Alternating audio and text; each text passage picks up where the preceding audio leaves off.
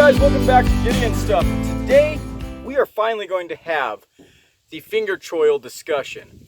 This is a video idea I've been sitting on for a while. I actually made a short about this topic months ago. But then, when I was going to get ready to do the video, I saw that Peterbilt Knife Guy made a video on finger choils a couple months back from the time of recording this. I will link that below. It's a great video. You should definitely watch it. And I feel like he said a lot of good things. And I was like, you know what? I don't really need to add to this right now. But I want to add to it now because I've just been thinking about it a lot, and why not make my own video, right? You can have multiple videos about the same topic. That's what YouTube's all about. And also his video kind of primarily focused on fixed blades. I think in this video we're going to focus more on folders because, as you guys know, my favorite fixed blade of all time, Choils SRK, doesn't have a finger choil. And I think that's just fine, so we don't even need to address that. When I first got into collecting knives as an enthusiast, there was something weird about finger choils. It was almost like a knife having a finger choil almost instantly made it more desirable. Not just to me, but like that was kind of the attitude at large. If they put a full-size finger choil on a knife, woo, that's special, that's awesome. And so I think for a while, I was like really focused on trying to find knives that had full-size finger choils. So I've got a lot of them in my collection. But recently, I've kind of started to question the validity of finger choils at all. And the main knife that got me to start thinking about this was the CJRB Frac. Now, this is a knife that I really do enjoy. This is a cool knife. But I have realized that I hate this finger choil.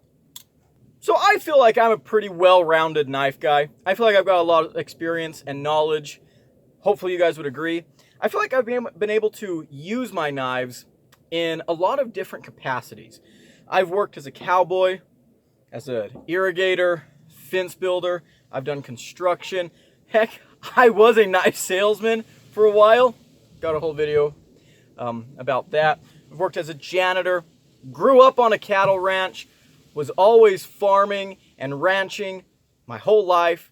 I'm an avid outdoorsman. I love camping and hiking, hunting, fishing. I'm obsessed with survival and bushcraft. And so obviously I'm the kind of guy that likes to take every chance I can get to test my knife skills and to push my tools to their limit. I'm no Joe Flowers, but I think I've got a pretty good knowledge base to work from. And outside of all these kind of hard use or heavy duty applications of my knives, I also am just a regular guy too, right? I just use my knives to open Amazon packages and cut my lunch and cut some strings, pry some staples, regular stuff, right? I work at a museum for my day job. I'm not, you know, going out and doing Rambo shit in the woods every single day. So I feel like I've got a lot of good background knowledge to pick from for a wide variety of different knife types and knife use applications. And so I'm pulling from this background experience, as we all do, you know. We approach the world through the lens of our own experience. It's exactly what I'm doing with this topic here. And I really asked myself, when have I ever thought to myself, damn, I wish this knife had a finger choil? Now, for obvious reasons, we're not going to be talking about sharpening choils, really, in this video. Sharpening choils are a great thing. They're a wonderful thing. In fact, I would argue that they're a necessary thing. In some cases. We're actually going to be praising some knives here that don't have those. But, we're mainly just talking about a finger choil. So I think before we continue the conversation, let's go ahead and talk a little bit about what a finger choil is. I'm sure most of you already know, but for anyone sitting in the back who doesn't, let's go ahead and get into it. And I think we'll just use this CJRB Frac again. This area right here behind the sharpened portion of the edge and between the main area of the handle, this is a choil. Now, a sharpening choil can look something more like this. See, it's tiny. But if it's big enough for you to put your finger in, it's a finger choil. And basically, they exist so that you can get up closer to your edge and get more control over your blade. Okay, so now with that out of the way, we can start getting into my personal thoughts on finger choils. I am starting to kind of despise them. I'm not really neutral on them. I am starting to kind of despise them. It started with the CGRB frac, and it was a few months back. I was breaking down a bunch of cardboard with this knife, putting it in the recycling. So I'm holding a knife like this. You know, I want to get as much leverage as possible so I can make these long, powerful cuts through, I don't know, these are 3 to 4 foot strips of cardboard, right? So I want to get as much reach as possible. And what I found was that I was running out of edge, and I kept getting caught in this choil, and then you just rip, and you get all bound up, and and now you're fighting against the material. And what was supposed to be an easy, satisfying whoop has turned into a and then you got to pull out and restart your cut. That is supremely frustrating. I do not like that at all. Now, this knife has a huge finger choil. This is a big knife in general. If they wanted to put a finger choil on here, I think they could have and made this a little bit smaller. But they didn't. They gave us like almost an entire inch of choil here. And so what you end up with is a knife that has a 4-inch blade. You are carrying 9 inches of knife when you're carrying this knife. But you're only getting like 3¼ inches of sharpened edge. That seems like a waste. If you're going to be carrying a big knife, you might want as much edge as you can possibly get. Again, this is a great knife for breaking down cardboard. We've got a really big, broad blade. We've got a long handle. We've got a lot of reach with this thing. If you're going to be making continuous long cuts, this is going to give you a lot of reach, and you're not going to be sacrificing that much power. If they had brought that edge all the way back, you would have had even more edge to work with. You would have been able to maximize your reach. And with this little bit of belly they've got on here, you could have almost had this be kind of a food preppy folder. Not quite, you know, they could have maybe knocked this down a little bit, but then you would have been able to get down on a cutting board a little bit easier. So right there, I feel like that is a huge, huge waste. And I get where they're coming from, wanting to put a finger choil on a knife this big, because in theory, you know, oh, it's a big knife, it's going to be unwieldy. You want a spot where you can choke up so you can get finer control over that tip and over that edge. But does the finger choil really help you with that? So when are some instances that you might need to choke up on your blade here, right? So let's think maybe, oh, what if I'm like doing some whittling or something? You know, maybe I'm trying to make some scrapings, trying to get some fire starter or something. There we go, you know? We're trying to make nice little wood curls. Maybe. But consider this. If this edge just came back to here, I'm already behind the edge, and I could just be doing that right here. And, I mean, maybe this isn't even the knife that you'd take with you, or that you would choose to use it to perform a task like that, right? Use your outdoor fixed blade. But I am someone who does take a folding knife with me on all my adventures, in addition to a fixed blade. One of my favorite adventure folding knives recently has been the CGRB Pyrite Light. So this is a knife that I constantly have with me around camp. And so if I do want to do something like process some wood or anything like that, this might be a knife that I do that with. This knife has a very big finger choil. When I'm back here, this knife is very, very comfortable, but I am very far from that edge, so I could choke up here. But again, what if they just brought this edge all the way back, right? Then I could still have access to that edge, but be right here.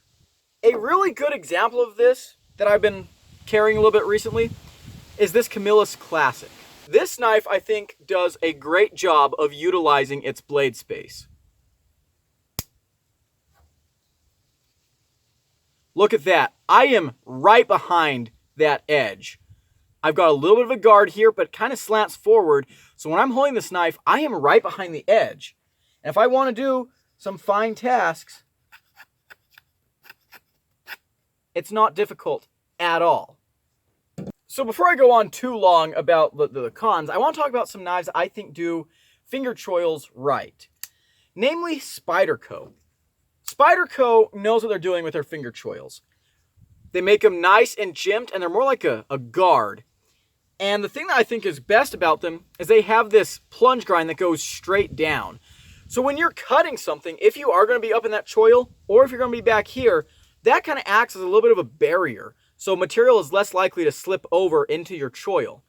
Unlike on this knife, where there's no separation. Material just goes from edge to nothing. This is very well done. And this is the kind of knife that I could see being more useful with this forward finger choil. Also think something like the Cold Steel 4MAX Scout. This is a knife that you might be using hard, and you might be wearing gloves. And if you're wearing gloves and your mobility is restricted, it might be beneficial to be able to choke up to a safe spot on the knife and use it with a little more precision. And I think this does great at that. With my PM2 here, when I'm choked up in this grip, I will say I don't do this very often. Most of the time, I'm back here with this knife. But if I am choked up like this, what I feel like this is good at is if I'm going to be doing some piercing or poking or prying. And with this Tonto tip, that's something that I have done and will do again in the future with this knife. So it kind of makes a little more sense. Now there's one more place where I think a full-size finger choil is very beneficial, and that's small knives, like this VB Baby Banter. We have a full-size choil, and actually this isn't even a full-size choil. This is a half and half choil. Half on the blade, half on the handle. But this allows me to get a full 4-finger grip on a knife with a 2.5-inch blade. That right there is very, very useful. I think that's a safety feature, honestly. I'm not going to be using this knife for super difficult tasks, but right here I am locked in and I am ready to go with this little guy. I don't have fingers hanging off the end. I'm not uncomfortable. That right there is a very smart and good use of a forward finger choil. Okay, so that's where I think big finger choils make sense. Small knives and heavy-duty knives that are going to be cutting big old ropes 1 minute and then trimming ear tags the next, right? That kind of makes sense to me. What doesn't make sense to me is EDC knives. So this is a CGRB feldspar. I love the feldspar. You guys know that I absolutely love the feldspar. But when do I ever use this grip? When do I ever use this grip with this knife? What am I doing with this knife when I'm carrying this knife? I'm cutting food. I'm opening packages. I'm cutting strings and rope, zip ties every once in a while.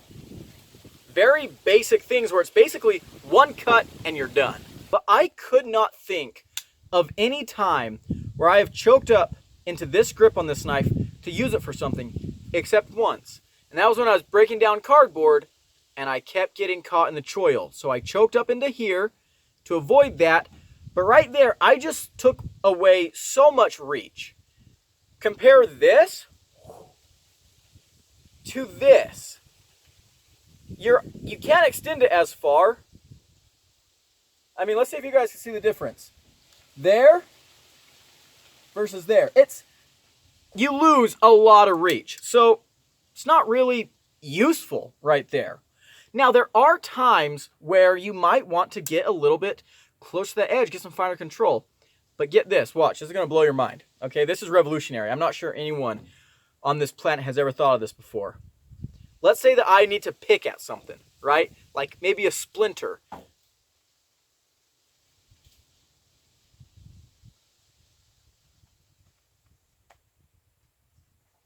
Did I just invent something? Look at that. Now I have really fine control over that tip. This is a grip that I use sometimes when I'm like scraping a sticker or something off. I can do like that. This is a great grip. This is another CGRB that I've been carrying a lot recently that I've just been loving. This is the Shale. And I can get, look, in just one grip. There's just one grip for this knife. Right there. Bam. My thumb is in this poon spoon. And I'm right there close to that edge. And I can go to work all day long. This can do some smaller tasks. Can do some bigger tasks. I can choke up on this blade. And I can use it like this. When it comes to a lot of other EDC knives, think this pyrite, this feldspar. I think I would rather just have more usable edge. You know, while I was sitting here, I actually realized that I can recall several times where I've used a finger choil on this knife here. One of them is when I'm cutting rope. I'll choke up here to have a good solid grip, put my rope in there and pull through. But again, if it wasn't for the finger choil being there in the first place, I wouldn't be concerned about the rope getting stuck in the finger choil. The other thing is actually, and this is kind of useful for finger choil, I'll grab this knife like this sometimes. You see here, this finger goes in the choil. And I'll do this when I'm doing things like scoring or like picking splinters, things like that, where I'm just trying to get to that tip. So, whatever. And again, I like this knife a lot. In fact, I love the CGRB Pyrite Light. But I just think that I would love some knives better if they didn't have big choils. Here's a knife that I think really effectively utilizes its available edge space. That is the CRKT Squid XM, designed by Lucas Burnley. You use every single available bit of that edge on this knife. And I think that's really good. And honestly, I think that's pretty sexy. You're really maximizing your edge here. And they went for the Spyderco type plunge grind on this here, where it just drops straight down. Good on them. Good on them. And speaking of Spyderco, I already talked about them a little bit earlier, but they are a great example of how you can maximize your edge and your control over the edge by not messing with the blade at all, but rather by cleverly designing your handle. The Spyderco Rock Jumper is a great example. I do not have one right here right now. Heck, even something like the Spyderco Delica could be a good example of this. But the Rock Jumper in particular gets you as close to that edge as you possibly can be without giving you a finger choil. And so they have decided that, okay, we need to manage control over this blade by focusing on the handle. And that is exactly the right mentality to have. I mean, your knife has a handle for a reason. That's where you put your hand, right? Putting your finger on the blade, if you're talking to someone who's not a knife person, and you tell them, yeah, I like to hold my knife by the blade, they're going to say, wait, isn't that the wrong way to do it? And they're absolutely right. And then you're like, well, it's got a choil, blah, blah, blah, blah. Back to this knife has very thin blade. And so when I am choked up into this choil, this is a comfortable grip, but it's a little bit sharp under this finger here. Even though I'm not on the edge, it's thin metal. It's a little bit sharp. What I would rather see is a handle that is nice and thick, hand-filling, comfortable, contoured, allows me to have really, really good edge alignment, and that's where my hand stays. And then the edge comes as far back as it can. Now again, I am not 100% railing against finger choils. I think there are some instances where they are good. But over the past year or so, I really have been on this steady slope of I don't like seeing knives with finger choils. I just don't. And I don't think that's going to change anytime soon. I'm trying to think. When I'm out, get out of my face, skeeters. It's going to be that time of evening. When I'm out doing field work, right, and I'm hiking through the desert and stuff, is there ever a time where I'm like, oh, I've got this task where I need to like choke up and get this, really fine control over my blade? No. During my just regular day-to-day EDC, is there ever a time where I'm like, oh, I need a finger choil? I need this grip specifically? No. If I ever need control over that blade, like I said, this is perfectly acceptable to do. And I would love to hear from you guys. I'm sure there's going to be people who disagree with my thoughts on this. I would love to hear what you guys have to say. Let me know your anecdotes. Tell me what you use a four-finger choil for, or why you think it's a benefit. I want to mention balance real quick. So we're going to bring this knife out again. This knife balances right there. That is, I'll flip it this way, behind the plunge, behind the lock. I think that the balance could be moved up a little bit. If I choke up on this knife, yeah, the balance is a little bit better, I guess. But you know what I think would also make the balance better? If the mass of the blade was slightly more, you could attain that by bringing the edge back a little bit more. So every time I feel like I've come up for an excuse to have a finger choil, it's like, okay, well, maybe it improves the balance. I just realized that, well, that can also be fixed by just bringing the blade out more. Let's see here. We've got this little squid. Let's see where it balances. It's slippery. Let's do it on the micarta where it's a little bit less slippery.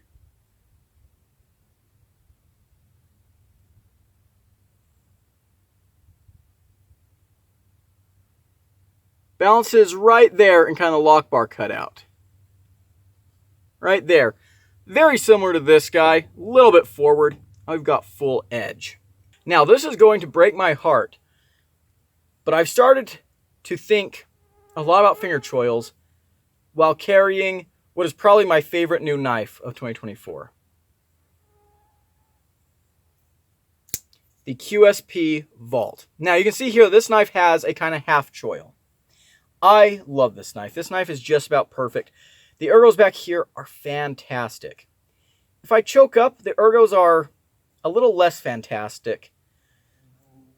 And again, while carrying this knife, I kept thinking to myself, you know, I wish this edge just came all the way back.